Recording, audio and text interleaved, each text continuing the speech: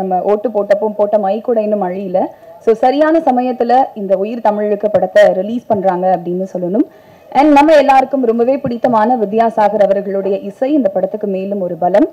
And இந்த மண்ணை விட்டு மறைஞ்சாலும் நம்ம மனசை விட்டு என்னைக்குமே மறையாம இருக்கக்கூடிய பாடகர் எஸ்பிபி அவர்களோட கடைசி பாடல் இந்த படத்துல தான் பதிவாயிருக்கு. இந்த தருணத்துல அவரை நினைவு கூற கடமைப்பட்டிருக்கோம். முதலாவதாக பின்னணி பாடகர் குரு ஐயாதுரை அவர்களை பேச அழைக்கிறேன். என் உயிரினும் மேலான உயிர் தமிழ் சொந்தங்களுக்கு முதல் தமிழ் வணக்கம். இந்த மேடையை இந்த நாளில் எனக்கும் வழங்கியமைக்கு என் அன்பிற்குரிய அனைத்து அண்ணன்மார்கள் எல்லோருக்கும் மீண்டும் ஒரு தமிழ் வணக்கம். முறையாக அதில் மேடையில் ஏறுறேன். கொஞ்சம் படபடப்பாக இருக்குது. இந்த படம் உயிர் தமிழுக்கு அண்ணன் திருவாளர் ஆதம் பாவா அவர்கள் எழுதி இயக்கி தயாரித்திருக்கும் படம். என் அருமை அண்ணன் ராமநாடு தங்கம் அண்ணன் திருவாளர் அமீர் அண்ணன் அவர்கள் ஆரம்பத்திலே அருவா எடுத்துட்டாங்க. அண்ணே நன்றிண்ணே. என்ன சொல்கிறது இல்லை. அண்ணன் கரு பழனியப்பன் அவர்களுக்கும் இமான் அண்ணாச்சி அவர்களுக்கும் பிரபாகரன் அண்ணன் அவர்களுக்கும் பொன்வண்ணன் அண்ணன் அவர்களுக்கும் சினேகன் அண்ணன் அவர்களுக்கும் சரவணசக்தி அண்ணன் அவர்களுக்கும் மற்றும் எல்லோருக்கும் என் நேரத்தில் முதல் வணக்கம். இந்த படத்தில் சாயம் போகுது சனநாயகம், அடிச்சு கிழிக்குது பணநாயகம், ஓட்டு கேட்டு ஓடி வருவான் நம்பிடாதீங்க, காசை நீட்டி ஆசை காட்டுவான் வாங்கிடாதீங்க. என்ன திட்டத்தோட வராங்கன்னு தெரியல, யார் ஜெயிப்பா ஒண்ணுமே தான் புரியல, கடைசியில் தோக்குறது நாம தாண்டா வாழ்வுல. இந்த பாடலை அண்ணன் சினேகன் அவர்கள் எழுத எங்கள் அப்பா திருவாளர் வித்யாசாகர் அவர்கள் இசையில் அடியேன் பாடியிருக்கிறேன். எனக்கு இந்த அற்புதமான இந்த வாய்ப்பை வழங்கியமைக்கு நமது திரைப்படக்குழு எல்லோர் சார்பாகவும் வித்யாசாகர் அவர்கள் சார்பாகவும் மனமார்ந்த நன்றி.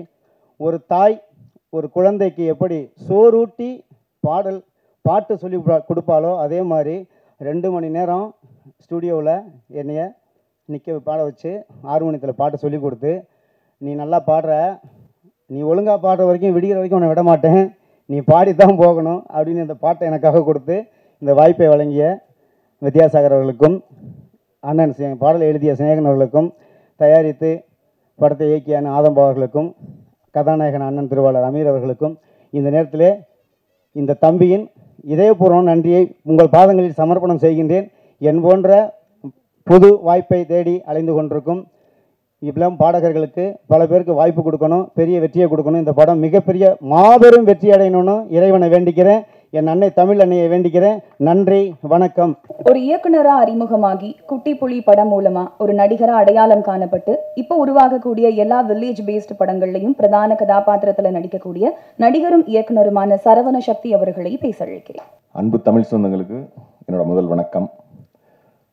இந்த படத்தை பற்றி சொல்லணும்னா இவ்வளோ நிறைய சொல்லலாம். ஃபஸ்ட்டு இது ஒரு செம காமெடி ஜானர் படம். படத்தில் ஃபஸ்ட்டு ஃப்ரேம்லேருந்து நான் படம் பார்த்துட்டேன். லாஸ்ட் வரைக்கும் செம்மையாக என்ஜாய் பார்க்குற மாதிரியான ஒரு படமாக இருக்கும். அண்ணன் சொன்ன மாதிரி தேட்டருக்குள்ளே வந்தால் ஒரு மனமகிழ்ச்சியோட இவ்வளோ ஜாலியான ஒரு விஷயத்த, சீரியஸான விஷயத்த பயங்கர ஜாலியாக இயக்குனர் சொல்லியிருக்காரு. இயக்குனரை பற்றி சொல்லணுன்னா, நானும் அவரும் முதல்ல அமீரனை நடிக்கவே ஆரம்பிக்கலை. அந்த காலகட்டத்திலேயே அமீரனுக்கு ஒரு கதை சொல்லுவோம் வாடா அப்படின்னு சொல்லி கூப்பிட்டேன். 2 பேரும் போய் ஒரு 2 மணி நேரம் இருந்துட்டு பார்க்க முடியாமல் வந்தோம். ரெக்கார்டிக்குதா?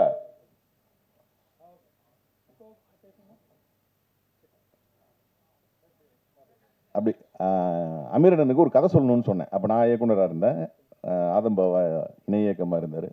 2 பேரும் போயிட்டு அவரை சந்திக்க முடியாமல் திரும்பி வந்துட்டோம். அதுக்கப்புறம் தன்னோட முயற்சியிலையும் வளர்ச்சியிலையும் இன்னைக்கு ஒரு மிகப்பெரிய ஒரு ப்ரொடியூசராக வேற யாராக இருந்தாலும் இவ்வளோ பாரத்தை தாங்கியிருக்க முடியுமா அப்படிங்கிறது தெரில. என் நண்பனோட மன உறுதி அது உண்மையிலேயே இன்னைக்கு தமிழ் ப்ரொடியூசர் யாராலையும் தாங்க முடியாத எவ்வளவோ பிரச்சனைகள் எல்லாம் சால்வ் பண்ணி இந்த படத்தை முடிச்சிருக்கிறது ஒரு மிகப்பெரிய விஷயம். அதையும் அவ்வளோ நேர்த்தியாக படம் பார்த்தா அந்த ஃபர்ஸ்ட் ஃப்ரேம்லேருந்து லாஸ்ட் வரைக்கும் அவ்வளோ இன்ட்ரெஸ்டாக இந்த படத்தை இயக்கியிருக்காரு. இந்த படத்துக்கு பின்னால் அவரோட கதை விவாதங்கள்லையும் கதையும் அவர் எப்படி நல்லா பேசுவார் அப்படிங்கிறது எங்களுக்கு ரொம்ப நல்லா தெரியும். ஆனால் ஃபஸ்ட்டு டைம் இயக்கத்துலேயும் ஒரு மிகப்பெரிய பேர் அந்த படத்தின் இயக்குனர் ஆதம்பாவாவுக்கு கண்டிப்பாக வந்து கிடைக்கும். அதான் அன்னைக்கு வந்து அமீரனை சந்திக்கிறதுக்கே எங்களால் முடியாத ஒரு காலகட்டத்தில் இன்றைக்கி அவரை வச்சு இயக்கிற அளவுக்கு உயர்ந்த என் நண்பனுக்கு வந்து உண்மையிலேயே என்னுடைய முதல் வாழ்த்துக்களை வந்து தெரிவிச்சுக்கிறேன். அமீர் என்ன அவர் நம்மளை சிஷியன்னு நினைக்கிறாரோ இல்லையோ, நமக்கு எப்பவுமே அவர் வந்து குரு தான். ஒரு ஆள் இல்லாத சிக்னலில் கூட அத்துமீறி தன்னோட கார் கூட போயிடக்கூடாது அப்படின்னு நினைக்கிற ஒரு சுய ஒழுக்கமான கேரக்டர் அவர். அவரை பார்த்து தான் நான்லாம் வந்து படத்தில் விடுங்க, என்னோடய பர்சனல் கேரக்டரில் கூட நிறைய திருத்திக்கிற மாதிரியான விஷயங்கள்லாம் வந்து அது அவனோட சுய ஒழுக்கத்தை பார்த்ததுக்கப்புறம் தான் வந்து எனக்கெல்லாம் அப்படி ஒரு எண்ணமே வந்து தோன்றுச்சுன்னு சொன்னால் அது மிக இல்லை. படத்தோட ஹீரோயின் அவங்க வந்து இந்த படத்துக்கு முன்னால் உண்மையிலேயே ஒரு பெரிய இடத்துக்கு கண்டிப்பாக வருவாங்க. ஏன்னா வந்து அவ்வளோ இளமையாக அவ்வளோ அழகாக அப்படி ஒரு ஹீரோயின், ஒரு படத்தோட ஆர்டிஸ்ட் குரூ வந்து ஒரு பெரிய ப்ளஸ்ஸாக இருக்கணும். எல்லா இடத்துலையுமே வந்து இமான் அண்ணாச்சி செம்ம ஸ்கோர் பண்ணியிருப்பார். மற்றும் 6 பேர் அப்படின்னு ஒரு குரூப் இருப்போம். அந்த குரூப் வந்து எல்லா இடத்துலையுமே வந்து சீன் பை சீன் வந்து ஸ்கோர் பண்ணியிருப்போம்.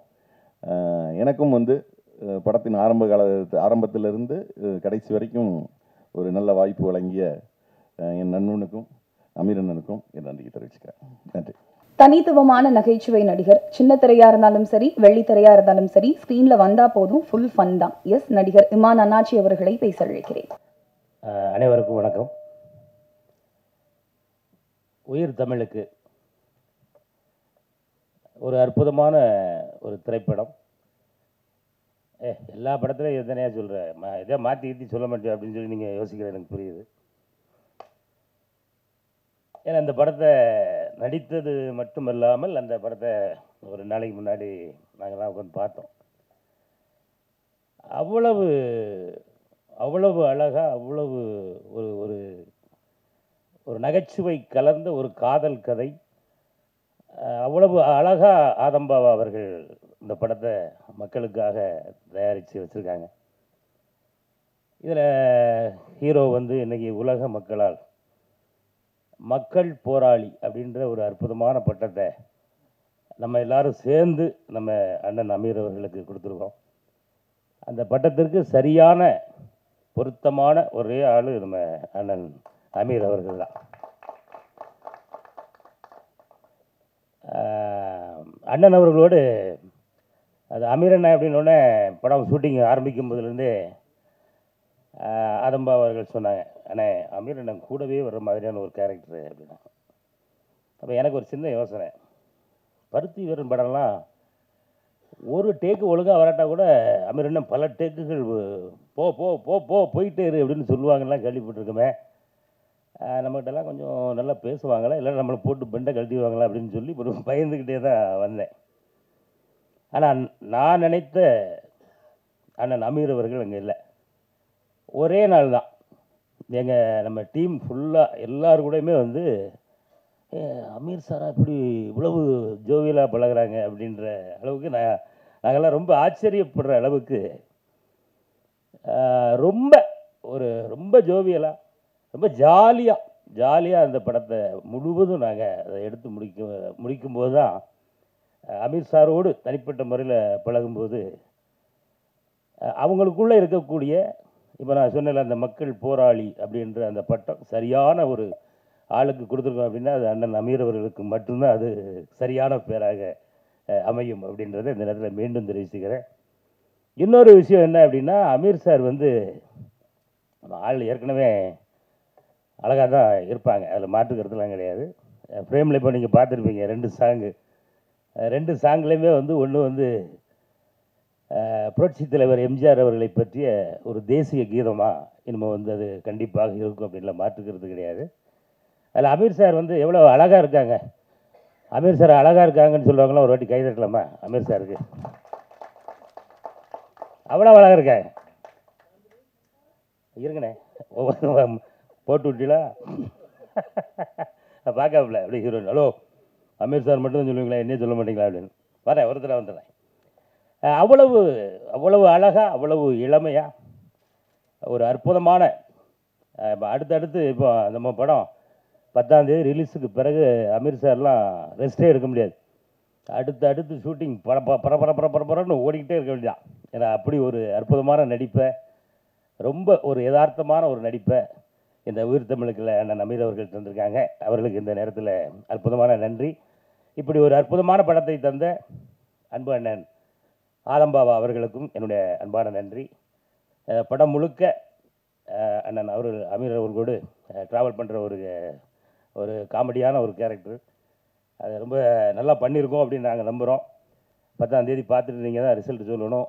மக்கள் வந்து இந்த படத்தை பெரிய அளவில் கொண்டு வரணும். பெரிய அளவில் நீங்கள் குடும்பமாக வந்து தேட்டரில் அந்த படத்தை பார்க்கணும் அப்படின்றத அன்போடு கேட்டுக்கிறேன். அடுத்து நம்ம ஹீரோயின் அவர்கள், ஆமாம், அவங்களுக்கு எங்கள் 2 பேருக்குள்ள ஒரு ஒரு ஒரு மோதிரம் மட்டும் பேலன்ஸ் இருக்கு இல்லையா? ஆமாம், 10ஆம் தேதி உங்களுக்கு கண்டிப்பாக தந்துடுறேன். சரியா? ஆமாம், எதுக்காக அப்படிங்கிறத நீங்கள் படம் பார்த்தோன்னே தெரிஞ்சுடுவீங்க. ஏன் அப்படின்னா, இந்த படம் முடிகிறதுக்குள்ளே நான் தமிழில் வந்து கரெக்டாக பேசிடுவேன் அப்படின்னு சொல்லி சொன்னாங்க. அப்படியே இப்போ ஆடியோ ரிலீஸ் நீங்கள் தமிழில் தான் பேசுகிறேன் அப்படின்னு கரெக்டாக பேசிட்டாப்ல. அதனால் அந்த மோதிரம் பேலன்ஸில் இருக்கிறது கண்டிப்பாக தந்துடுறேமா. அடுத்து வந்து நம்ம படத்தில் நிறைய நட்சத்திரங்கள், மறைந்த அண்ணன் மாரிமுத்து அவர்கள் இருக்காங்க, அண்ணன் ஆனந்தராஜ் அண்ணன் இருக்காங்க, அண்ணன் கஞ்சா கருப்பண்ணன் இருக்காங்க, நம்ம குட்டிப்புலி சரவணன் அவர்கள் இருக்காங்க. இன்னும் நிறைய பிரம்மாண்டமாக இந்த படத்தை நிறைய திரை நட்சத்திரங்கள் நாங்கள் ரொம்ப சிறப்பாக உங்களுக்காக ரெடி பண்ணி தந்திருக்கோம். இந்த படத்தை மிகப்பெரிய ஒரு வெற்றியடைய வைக்கணும் அப்படின்ற இந்த இடத்துல மீண்டும் உங்களை அன்போடு கேட்டு இந்த வாய்ப்புக்கு நன்றி கூறி விடைபெறுகிறேன். நன்றி, வணக்கம். அன்புக்குரிய அனைவருக்கும் வணக்கம். ஒரு அழகான மாலை நேரம் இது. உயிர் தமிழுக்கு படத்தினுடைய தயாரிப்பாளர், இயக்குனர் ஆதம்பாவா அவர்களுக்கு வந்து ஒரு பெரிய நன்றியும் பெரிய வாழ்த்துக்களும். இந்த படம் ட்ரெய்லர், சாங்ஸ் எல்லாமே ஆல்ரெடி யூடியூப்லாம் வந்து நல்ல ரீச்சில் இருக்குது. சாங்ஸும் சரி, ட்ரெய்லரும் சரி. ஒரு பக்கா பிஎன்சி படமாக, எல்லாருக்கும் பிடிச்ச ஆல் சென்டர் படமாக இருக்கும்னு நான் நம்புகிறேன். இந்த படத்தினுடைய இந்த ஈவெண்ட் இன்னைக்கு நடக்குது. அமீர் சார் முக்கியமாக, நான் சில நேரங்களில் அண்ணனுவேன், சில நேரத்தில் சார்ன்னு சொல்லுவேன். அமீர் சார் எப்படின்னா, எனக்கு ஃபஸ்ட் அண்ணன், அதுக்கப்புறம் மானசீக குருநாதர், அப்புறம் குருநாதருடைய குருநாதர். ஏதாவது நம்ம லைஃப்பில் வந்து ஒரு கஷ்டமான சூழலையோ, ரொம்ப இக்கட்டான ஒரு சூழலையோ, நம்ம யார்கிட்டயா போய் வந்து ஒரு துணைக்கு வாங்க, என் பிரச்சனைக்கு வந்து கூட நில்லுங்க அப்படின்னு நம்ம கூப்பிடணும் அப்படின்னா, என் மைண்டில் ஃபஸ்ட்டு வர்றது அமீர் சார் தான்.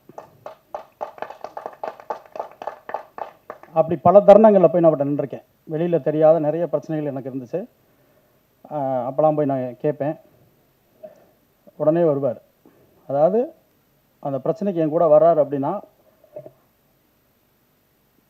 எந்த ஒரு எதிர்பார்ப்பும் இல்லாத, எந்த ஒரு நிபந்தனையும் இல்லாத ஒரு அன்பு மட்டும்தான் அவர்கிட்ட. அந்த அமீர் சாருடைய படைப்புகளுக்கும் அவரோட அன்பிற்கும் நான் அடிமை. அதே மாதிரி என்னுடைய ஒவ்வொரு படத்தினுடைய ட்ரெய்லர், இசை வெளியீடு, இந்த மாதிரி நிகழ்ச்சியெல்லாம் வந்து திடீர்னு முத நாள், நாளைக்கு ஃபங்க்ஷன் அப்படின்னா முத நாள் போய் நிற்பேன். என்ன பிரபு அப்படின்னாரு, சார் இந்த மாதிரி படம் நாளைக்கு ஒரு ஆடியோ லான்ச்சு சார், நீங்கள் வரணும், மறுநாள் முக்கியமான வேலை இருக்கும், நாளைக்கு ஃபங்க்ஷன் இன்றைக்கி வந்து கூப்பிட்றீங்க அப்படின்னாரு ஃபஸ்ட்டு. அப்புறம் ஒரு 10 நிமிஷம் பேசுவார். பேசிவிட்டு சரி மதுரைக்கு போக வேண்டியிருந்துச்சு, இல்லை வேறு ஏதோ ஒரு ஃபங்க்ஷன் இருக்கும், நான் கேன்சல் பண்ணுறேன், வரேன், மறுநாள் வந்துடுவார். அப்படி ஒரு அன்பு.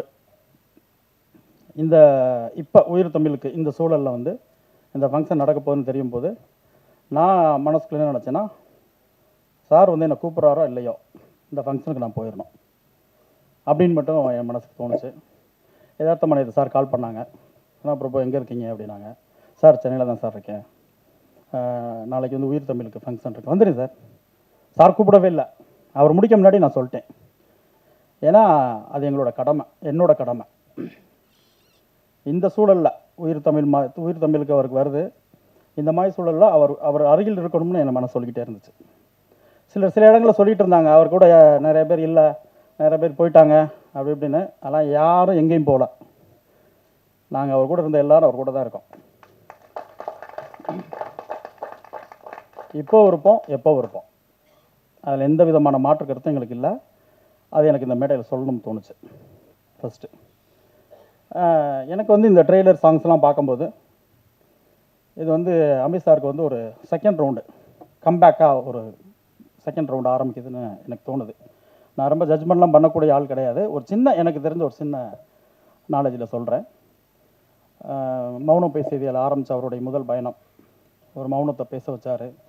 ராமில் ஒரு அம்மா பையனுடைய பாசம், அது ஒரு க்ரைமுக்குள்ளே ஒரு மூன்று விதமான ஆங்கிளில் அந்த ஸ்கிரிப்ட் ஒரு அந்த நாள் மாதிரி ஒரு புது பேட்டர்ன். அது அதுக்கப்புறம் யாருமே பண்ணல அந்த நாளுக்கு அப்புறம்லாம்.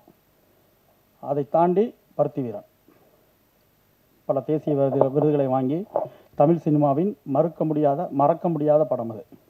இன்னும் 100 வருடம் ஆனாலும் சிறந்த தமிழ் படைப்புகள் அப்படின்னு சொல்லி ஒரு 100 படம் எடுத்தால் அதில் பருத்தி வீரன் முக்கியமான இடத்துல இருக்கும். அந்த பருத்தி வீரன் கொடுத்த படைப்பாளி. அதுக்கு பின்னாடி சில காரணங்கள், சிலருக்கு பதில் சொல்ல வேண்டிய சூழல்கள். அதனால் வந்து அதாவது சிற்பியாக இருந்து ஒளியை கையில் எடுத்து சிலை செதுக்க வேண்டிய எங்கள் அண்ணன் சில கோபங்களில் வந்து அவரே வந்து தன்னை செதுக்க திரும்பிட்டாங்கன்னு நான் நினைக்கிறேன். அது வந்து இங்கே வந்து இப்போ வீண் போகலை. அதுவும் வட சென்னை மாதிரி ஒரு கிளாசிக்கல் மூவியில் ராஜன் அப்படின்ற ஒரு பெரிய கதாபாத்திரம் இன்றைக்கி இருக்க தமிழ் ரசிகர் எல்லா மனசுலையும் போய் அப்படி போய் உட்காந்துட்டார். அதுக்கு பிறகு இந்த பயணங்கள் தொடர்ந்து இப்போ சில விஷயங்கள் எல்லாருக்குமே தெரியும். இங்கே வந்து இப்போ முடிஞ்சிருக்கு ஒரு ரவுண்டு. இப்போ வந்து சமீபத்தில் வந்து குரு பயிற்சி நடந்திருக்கு. நிறைய நண்பர்கள் உறவினர்கள்லாம் எனக்கு ஃபோன் பண்ணி சொல்லுவாங்க, குரு பயிற்சி நடந்துருச்சு, இனிமேல் நல்லாயிருக்கும், சூப்பராக இருக்கும் உனக்கு அப்படின்னு சொல்லுவாங்க. எனக்கு ஜாதகங்கள் மேலே பெரிய நம்பிக்கை இல்லை. இருந்தாலும் பாசிட்டிவாக ஒருத்தர் சொல்லும்போது அதை ஏற்றுக்கிறோமே அப்படின்னு அதை ஏற்றுக்கிட்டேன். அது சந்தோஷமாக இருக்குது. அந்த மாதிரி அமீர் சாருக்கு இப்போ தான் ஒரு நல்ல டைம் திரும்ப செகண்ட் ரவுண்டில் ஸ்டார்ட் ஆகிருக்குன்னு எனக்கு தோணுது. ஏன்னா எவ்வளோ விஷயங்களை கடந்து எவ்வளோ பெரிய உயரமான வெற்றிகளையும் விருதுகளையும் பார்த்துட்டாரு, தோல்விகளையும் பார்த்துருக்காங்க. எல்லாத்தையுமே எல்லா மனிதர்களையும் எல்லா சூழல்களையும் எல்லா சூழ்ச்சிகளையும் சந்திச்சுட்டு வந்திருக்கார். ஸோ ஒரு மனிதருடைய எல்லா முகங்களையும் பார்த்துட்டு வந்திருக்காருன்னு நான் நினைக்கிறேன். அதுக்கு பிறகு செகண்ட் ரவுண்ட் ஆரம்பிக்குது. நான் சொல்கிற இந்த குரு பயிற்சி இந்த ராசிலாம் வந்து அமீர் சார் ஏற்றுக்குவாங்களான்னு தெரில. ஏன்னா அமீர் சார் வந்து இஸ்லாம் மதத்தை பின்பற்றக்கூடியவர், நான் வந்து இந்து மதத்தை பின்பற்றக்கூடிய நபர். ஆனாலும் எனக்கு அவர் அண்ணன், நான் தம்பி தான். அதில் எங்களுக்கு எந்த குழப்பமும் எப்பவும் கிடையாது. என்னுடைய நாட்டார் தெய்வங்களை பற்றி அமீர் சார் வந்து எப்பவும் எந்த சிறு குறைகளும் சொன்னது கிடையாது, எந்த விமர்சனம் வச்சது கிடையாது. அண்ணனுடைய இஸ்லாம் மதத்தையோ நபிகள் பற்றியோ நாங்கள் எந்த விமர்சனம் வச்சது கிடையாது, எந்த குறையும் சொன்னது கிடையாது. இது இங்கே மட்டும் இல்லை, இப்போ எங்கள் மதுரை பகுதியில் பார்த்தீங்கன்னா நிறைய இஸ்லாம் மத உறவினர்கள்லாம் இருப்பாங்க. நாங்கள் மாமா மச்சான் தான் பேசிக்கிடுவோம். எங்கள் பகுதிகளில் உறவு முறையில் தான் பேசிக்கிடுவோம். என்ன மாமா, எனக்கு வயது மூத்தவராக இருந்தால் நான் மாமானுவேன், என்னுடைய வயது இளையவராக தான் மாப்பிள்ளைன்னு சொல்லுவேன். அவங்க வந்து இப்போ எனக்கு நான் ஏஜில் கூடனா என்னை மாமானுவாங்க. அப்படி உறவு முறையில் தான் பல வருஷமாக, இன்றைக்கி நேற்று கிடையாது, ஒரே ஒன்றாகி தான் நாங்கள் வாழ்ந்துக்கிட்டு இருக்கோம் அந்த பகுதிகளில். அந்த பக்கம் வந்தால் உங்களுக்கு நிச்சயமாக தெரியும். நான் ஒரு மேடைக்காக இதை நான் பேசலை. அப்படி தான் அமீர் சாருடைய அன்பும் அந்த அண்ணன் நாங்கள் உரிமையாக சொல்லக்கூடிய அந்த விஷயமும். ஸோ இந்த செகண்ட் ரவுண்டில் வந்து எனக்கு மனசுக்கு பட்டது என்னென்னா, ஒரு பிஎன்சி ஹீரோவாக, பிஎன்சி படமாக, பக்கா பிஎன்சி படமாக இந்த உயிர் தமிழுக்கு வந்திருக்கு. எப்படி கிளாசிக்கல் மூவியில் ஒரு ஏ சென்டரில் ஸ்ட்ராங்காக ராஜன் நின்னாரோ அந்த மாதிரி இந்த எம்ஜிஆர் பாண்டியும் ரொம்ப அழுத்தமான ஒரு ரீச் கொடுக்கும் அப்படின்னு நான் நம்புகிறேன். இதுக்கு பிறகு பிஎன்சியில் நிறைய பிஎன்சி படங்கள் வந்து அமீர் சாருக்கு வரும்னு எனக்கு பெரிய நம்பிக்கை இருக்குது. வந்தால் அமீர் சார் தவிர்க்காமல் அதை ஏற்றுக்கணும். ஏன்னா இப்போ பிஎன்சி ஹீரோக்கள்லாம் வந்து கொஞ்சம் நிறையா இல்லைன்னு நினைக்கிறேன். எல்லாருமே ஷூ டைலாம் மாட்டிட்டு பேன் இண்டியா மூவிக்கு நோக்கி திரும்பிக்கிட்டு இருக்காங்க. ஸோ நம்ம மண் சார்ந்து, நம்ம களம் சார்ந்து, நம்ம கலாச்சாரம் சார்ந்து திரைப்படங்கள் வந்து கொஞ்சம் குறைஞ்சிக்கிட்டு இருக்க மாதிரி எனக்கு ஒரு ஃபீல் இருக்குது. ஆனால் பிஎன்சி ரொம்ப ஸ்ட்ராங்கான ரசிகர் கூட்டமுள்ள ஒரு ஏரியா. அந்த இடம் உங்களுக்காக காத்திருக்கு நான் நினைக்கிறேன். நிச்சயமாக அதில் ஒரு ராஜசிம்மாசனம் மாதிரி ஒரு இடம் இருக்குது. நீங்கள் அதில் அமர்ந்து ஒரு பெரிய வெற்றியை திரும்ப செகண்ட் ரவுண்டில் ஆரம்பிக்கணும். அதுக்கு இந்த உயிர் தமிழ் முதல் படியை திறந்து வச்சுருக்கு நான் நம்புகிறேன். இந்த படத்தினுடைய ஹீரோயின் சாந்தினியாக இருக்கட்டும், ஆதம்பாவாக இருக்கட்டும், டைரக்டர், அவருக்கு எல்லாருக்குமே பெரிய வாழ்த்துக்கள். இமான் அண்ணாச்சி நடிச்சிருக்காரு, கஞ்சா கருப்பண்ணன், சினேகன் இருக்கார், அவருடைய வரிகள்லாம் கேட்கும்போது ரொம்ப ரொம்ப ஈஸியாக நம்மக்கிட்ட வந்து சேரும். அதை நான் சொல்லணுன்ற அவசியம் இல்லை. சக்தி சரவணன் இருக்கார். எல்லாருமே மக்களுக்கு பிடித்த, ரொம்ப எல்லாருக்கும் ரசித்த நடிகர்களாக இருக்காங்க. நிச்சயமாக இந்த படம் எல்லாருக்கும் பிடிக்கும். இந்த உயிர் தமிழுக்கு, அதாவது எனக்கு நான் படம் என்னுடைய சுந்தரபாண்டியன் இயக்கி ஒரு 10 வருடத்துக்கு மேலே ஆயிடுச்சு. இந்த முதல் படம் வந்து அப்போ வந்து ஏதாவது சோதனைகள் வரும்போதெல்லாம் நான் வந்து பாரதியாருடைய தேடி சூரநிதம் தின்று பல சின்னஞ்சிறு கதைகள் பேசி அந்த கவிதையை தான் முழுமையாக அடிக்கடி சொல்லி தைரியப்படுத்திக்கிடுவேன். ஆனால் எங்கள் அண்ணனுக்கு அமீர் சாருக்கு வந்து பிரச்சனை வரும்போதெல்லாம் அவர் என்ன பண்ணிடுவார்னா, எனக்கு தெரிஞ்சது அச்சமில்லை அச்சமில்லை அச்சம் என்பதில்லையடா அப்படின்ட்டு ஒரு ஸ்டார்ட்டில் அண்ணன் கிளம்பிடுறாங்க. அச்சம் அண்ணனுக்கு இல்லை, பக்கத்தில் இருக்க எங்களுக்கு தான். ஏன்னா எதுக்கு அடிக்கிறான், வண்டி எடுத்துட்டாருப்பா, எடுக்கும்போதே டாப் கியரில் வேறு அவன் ஆக்சிடென்ட் உறுதி, அடி அவனுக்கு கொடுக்க போதா அண்ணனுக்கு கொடுக்க போதா, ஏதோ நிச்சயமாக காயம் இருக்குது, அது யாருக்கும் தெரியாமல் நாங்கள் பக்கத்தில் இருப்போம். ஏன்னா இந்த சூழலில் இப்படி ஒரு நிலைமையில் அந்த டிசைனை பார்த்தீங்கன்னா, இந்த பக்கம் எம்ஜிஆர் இருக்கார், அந்த பக்கம் கலைஞர் இருக்கார், அந்த பக்கம் பிரபாகரன் அம்மா இருக்காங்க. ஸோ இப்படி ஒரு டிசைன் பண்ணணும்னாவே அதுக்கு ஒரு கட்ஸ் கட்டாயமாக வேணும். அதுதான் அந்த மக்கள் போராளி நம்ம அந்த பேருக்கு, அந்த அடைமொழிக்கு இந்த கட்ஸ் வந்து நிச்சயமாக அதுக்கு சரியாக அமைஞ்சிருக்குன்னு நான் நினைக்கிறேன். நிச்சயமாக ஒரு பெரிய ரீச்சில் இந்த உயிர் தமிழுக்கு அமையும். வாழ்த்துக்கள். காலத்தின் பேரன்பும் பெரும் ஆசீர்வாதங்களும் நம் அனைவருக்கும் முழுமையாக கிடைக்கட்டும். உங்கள் அனைவருக்கும் என் அன்புகளும் இந்த நிகழ்விற்கு என்னுடைய வாழ்த்துக்களும். 2005 ராம் திரைப்படம். அதில் என் துணைவியார் வந்து ஒரு மிக முக்கியமான கேரக்டரில் நடிச்சிருந்தாங்க. அந்த திரைப்படம் கொடைக்கானலில் படப்பிடிப்பு போயிட்டாங்க. அங்கிருந்து பல நாள் எனக்கு ஃபோன் பண்ணி பேசுவாங்க. ராத்திரி 2 மணிக்கு ஜீவா எண்ணெயை வச்சு குளிரில் ரத்த கலரியாக படம் எடுத்துக்கிட்டு இருக்காரு, குத்துப்பட்டு கிடக்க ஷிஃப்டிங் சொல்கிறாரு. அதுக்கு பிறகு என்னங்க இவர் என்ன இப்படி வந்து மாட்டிக்கிட்டேனே அப்படின்னு ரொம்ப அங்கிருந்து ஃபோனு. எனக்கு அமீரை பற்றி முன்னாடியெல்லாம் எனக்கு தெரியாது, ஏன்னா அது பழக்கம் இல்லை, நட்பும் இல்லை.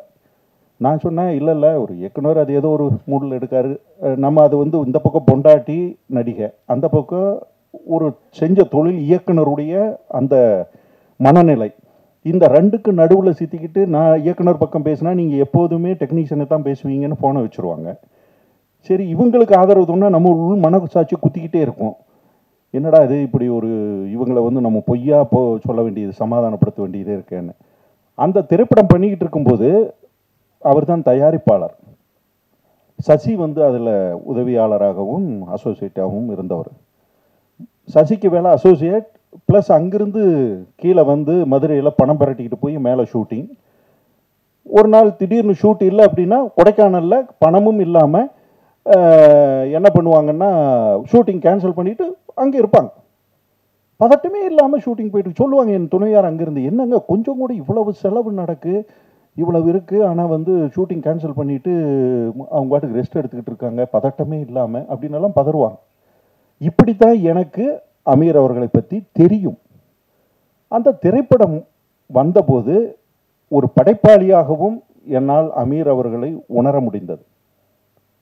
அதனுடைய தொடர்ச்சியாக சேலத்தில் அவர் ஒரு விருது வாங்கிறதுக்கு ராம் திரைப்படத்துக்காக சேலத்துக்கு வந்திருக்காரு. நானும் அந்த கலையிரவில் ஒரு ஸ்பீச் கொடுக்கறதுக்காக அங்கே போயிருக்கேன். 2 பேரும் அங்கே தங்கும்போது சமுத்திரக்கனி அமீர் அவர்கள் அங்கே வந்திருந்தாங்க. அங்கே தான் எங்களுடைய சந்திப்பு நடந்தது. அப்போ சொன்னார், நான் பருத்திவீரன் திரைப்படம் பண்ணுறேன். நான் அப்போ கொஞ்சம் முடியெல்லாம் நீளமாக வளர்த்திருந்தேன். அதை பார்த்துட்டு இந்த ஒரு கேரக்டருக்கு நீங்கள் பண்ணுறீங்களான்னு என்ன கேட்டார். எனக்கு படீர்னு ஞாபகம் வந்தது என் துணைவியாருடைய சம்பவங்கள். ஆகா, ஏற்கனவே ஒரு குடும்பத்தையே வச்சு செய்கிறதுன்னு முடிவு பண்ணிட்டார் போல் இருக்கு அப்படின்னு நினச்சிக்கிட்டு இருந்தேன். அதுக்கு பிறகு அந்த திரைப்படத்தில் நான் உள்ளே போய் பங்களிப்பு செஞ்சேன். அந்த பங்களிப்பு எனக்குள்ள அவருக்கும் எனக்கும் ஒரு நட்பாக மாறியது. நடிகன் இயக்குனர் என்பதை தாண்டி ஒரு நட்பாக மாறியது. அந்த திரைப்படத்திலும் பல பிரச்சனைகள். ஃபர்ஸ்ட் ஷெட்யூல் போயிட்டு வந்தோம்.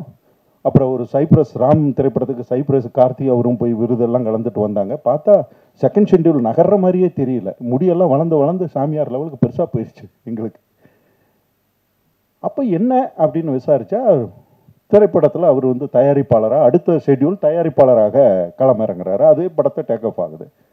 போனால் மறுபடியும் அதே தான், 4 நாள் ஷூட், 1 நாள் ரெஸ்ட் இருக்கும். வஞ்சகமே இல்லாமல் திரைப்படத்தை எடுத்துக்கிட்டு இருக்கிற ஒரு இயக்குனர். கஷ்டங்கள் இருக்குது, போராட்டங்கள் இருக்குது. ஆனால் அவருடைய பாதையை விட்டு விலகினதான் எனக்கு தெரியல.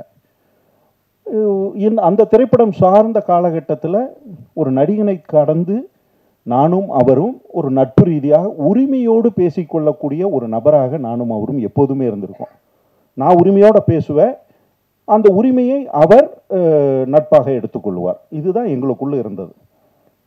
அதில் நல்லது கெட்டது, தனிப்பட்ட வாழ்க்கை, சமூக வாழ்க்கை எல்லாமே கலந்திருக்கும் அந்த விவாதத்துக்குள்ள.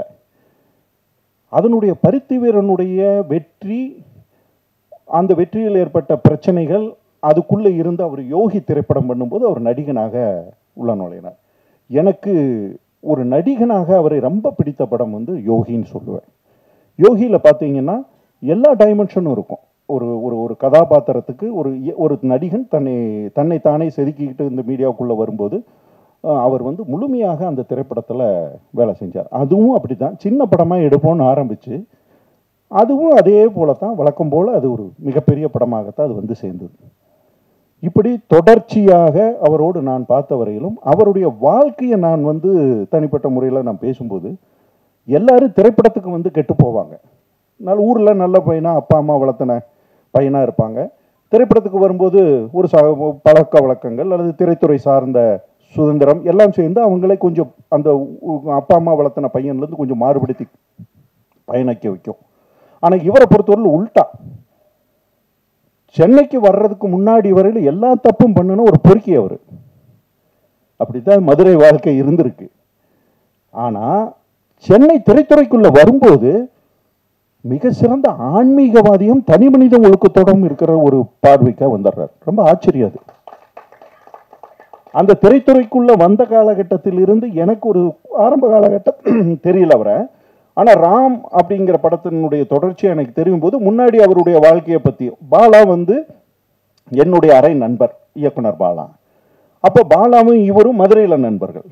அப்போ அந்த ஒரு சுற்று வட்டத்தில் அப்படி வரும்போது எனக்கு இவங்களுடைய வாழ்க்கையை பற்றி முன்ன பின்ன தெரிஞ்சுக்கிறதுக்கான சந்தர்ப்பங்கள் அமையுது. அப்படி பார்த்தா மதுரை வரையிலும் ஒரு வாழ்க்கை, மதுரைக்கு பிறகு பாட்ஷா மாதிரி ஒரு ஃபர்ஸ்ட் பார்ட் 1 செகண்ட் பார்ட் 1. அப்போ செகண்ட் பார்ட் எடுக்கும்போது நான் பழக்கங்கள் அங்கே தான் எனக்கு வருது. தனி மனித ஒழுக்கமும் இறை அச்சமும் ஒரு நேர்மையாக தன்னை பயணித்துக் கொள்ள வேண்டும் என்கின்ற அந்த பார்வையும் அவருக்குள் தொடர்ச்சியாக இருந்திருக்கு. நான் இதுவரையிலும் அவர் பார்த்துக்கிட்டு வந்ததில்லை. அவர் அந்த பார்டரை எதுக்காகவும் கடக்க விரும்பல. பணத்துக்காகவோ புகழுக்காகவோ அல்லது இதை விட்டால் நமக்கு கிடைக்காது அல்லது அவங்க மேலே பொறாமைப்பட்டோ எதுலேயுமே அவர் தன் தனி மனித ஒழுக்கத்தை விட்டு கொடுக்கவே இல்லை. அப்படி எனக்கு தோணும் போது தான் காலம் ஒரு இன்னைக்கு வந்து அவருக்கு ஒரு செக் வைக்கும்போது என்னால் அதை ஏற்றுக்கவே முடியல. ஏன் ஏற்றுக்க முடியலன்னா, நான் பார்த்த நபர், நான் பழகிய வரையிலும், நான் பகிர்ந்துகிட்ட வரையிலும் இவ்வளவு ஒரு கட்டுக்கோப்பான ஒரு நபர் இதை செய்திருக்க வாய்ப்பே இல்லை, இதற்கு துணை போயிருக்க வாய்ப்பே இல்லைன்னு நான் உறுதியாக நம்புறேன். அந்த நம்பிக்கை வெறும் ஏதோ பழக்கத்துக்காக இல்லை. நான் ஒரு பார்வை, ஒரு சமூக பார்வையாகவும் ஒரு சமூகத்தினுடைய நபர்களை அப்சர்வ் பண்ணுற பார்வையிலையும் பார்க்கும்போது எனக்கு அது ரொம்ப தோணிக்கிட்டே இருக்கும். அப்போ இந்த சம்பவங்கள் நடக்கும்போது அல்லது இந்த சம்பவத்தினுடைய மையப்புள்ளியாக சில விவாதங்கள் வரும்போது அவருடைய அலுவலகத்தில் நான் போய் நோன்பு கஞ்சி குடிச்சிட்டு அவங்களோட உட்காந்து அதே போல் முன்னாடி எப்படி இருப்போமோ யதார்த்த லைஃப்பில் அதே போல் சிரித்து காமெடி பேசி கும்மாளமாக இருந்துட்டு தான் வர்றோம். அந்த லைஃப் தான் தொடர்ந்தது. பதட்டம் இல்லை. ஒரு இவ்வளவு பெரிய பிரச்சனையெல்லாம் இல்லது இவ்வளவு ஒரு பெரிய அட்டாக், நம்ம எதிர்பாராமல் ஒரு பெரிய அட்டாக் வந்து நம்மளை தாக்கும்போது நம்மளாம் நிலை குலைந்து போயிடுவேன். நானெல்லாம் இருந்தால் செதஞ்சிருவேன். உண்மையை சொல்ல போனால் என்னையெல்லாம் 10 பேர் ஆறுதல் இலவுடு மாதிரி எதையாச்சும் சொன்னா தான் நான் தாங்குவேன்னு நினைக்கிறேன். ஆனால் அவர் மிக நிதானமாக தன்மேல் இருக்க மிகப்பெரிய நம்பிக்கையோடு அதை கடந்து சென்ற விதம் இருக்கு இல்லையா. எனக்கு வந்து இஸ்லாம் நான் வந்து மார்க்கமாக பின்பற்றிய அந்த சமூகத்துக்குள் இல்லை என்றாலும் இஸ்லாத்தை நான் படித்தவன், புரிந்து கொண்டவன். குறிப்பாக நபிகள் நாயகத்தினுடைய வாழ்க்கை, உமர், அபுபக்கர், இப்படி நான் பலதும் சொல்லுவேன். பக்ரு போர்னு ஒரு போர் வந்து இஸ்லாத்தில் மிக முக்கியமான அந்த காலகட்டத்தில் மிகப்பெரிய போர் அது. அங்கே வந்து நபிகள் நாயகம் வந்து அந்த போரை அணுகிய விதமும் அந்த கால சூழ்நிலையில் நபிகள் நாயகத்தினுடைய மனநிலையும் எனக்கு இந்த சந்தர்ப்பத்தில் இருக்கும்போது அதெல்லாம் நான் உதாரணங்களாக அப்படி ஒப்பிட்டு பார்க்குற அளவுக்கு எனக்கு சந்தர்ப்பங்கள் அமைஞ்சுது இங்கே பார்க்கும்போது. அந்த சூழ்நிலையில் இந்த திரைப்படம் வந்து நான் இந்த திரைப்படத்தில் நடித்தேன் அப்படின்னு வச்சுக்கிட்டு கடந்த காலம் சொல்லுங்க. ஆரம்ப கால திரைப்படத்தில் ஸ்கிரிப்டில் நான் இருந்தேன். தேனியில் ஷூட் பண்ணப்பட்டது. முதல் ஷெட்யூலில் நான் போய் நடித்தேன். பாபா எனக்கு பணமெல்லாம் கொடுத்து கூட்டிகிட்டு போய் நல்ல ரூம் போட்டு நடித்தோம். இப்போ கதை நாயகி இருக்காங்களே, அவங்களுக்கெல்லாம் இப்போ என்னை ஞாபகப்படுத்தி பார்த்தா தெரியுமான்னு கூட தெரியல. அந்த சூழ்நிலையில் ஃபர்ஸ்ட் ஷெட்யூல் வந்து ஒரு கதையே வந்து ரொம்ப ஒரு கிராமத்துக்குள்ளே நடக்கிற ஒரு அரசியலை மட்டும் மையப்படுத்தி ஒரு ஸ்கிரிப்ட் இருந்தது. சுவாரஸ்யமாக, ஹியூமராக எல்லாம் அப்படியெல்லாம் மிக்ஸ் பண்ணி தான் அந்த கதைக்களம் இருந்தது.